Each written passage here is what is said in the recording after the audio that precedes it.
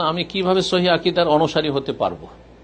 সহিহ আকীদার অনুসারী, তাওহীদ সুন্নাহর অনুসারী, শিরক বিদআত মুক্ত হতে চান, বিশুদ্ধ ইবাদতবন্দি করতে চান, আপনি দ্বীনের ক্ষেত্রে ঈমান আমলকে মজবুত করতে চান, তাহলে উপকারী জ্ঞান লাগবে, ইলমান নাফিয়া জ্ঞান হাসিল করতে হবে, যার কোরআন সুন্নাহ ভিত্তিক জ্ঞান হবে। কোরআন সুন্নাহ ভিত্তিক জ্ঞান হাসিল করার ক্ষেত্রে দুটো দিক রয়েছে। একটা হচ্ছে কোরআন সুন্নাহ ভিত্তিক যেগুলি অথেন্টিক দ্বীনি বই পুস্তক রয়েছে সেগুলি পড়াশোনা করবেন, বিনা দলিলের বই পড়বেন না।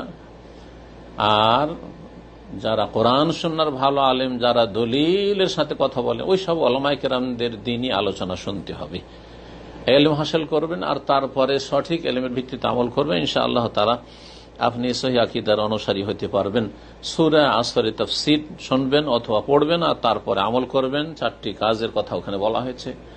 ইলম হাসিল করে ঈমানকে বিশুদ্ধ করতে হবে, শিরক বিদআত মুক্ত করতে হবে, ওয়া আমিলুস সালিহাত নেক আমল করতে হবে, আর সেদিকে দাওয়াত দিতে হবে, এবং এই পথে ধৈর্য ধারণ করতে হবে। তাহলে আপনি দুনিয়া আখিরাতের সমস্ত ক্ষতি থেকে বাঁচতে পারবেন।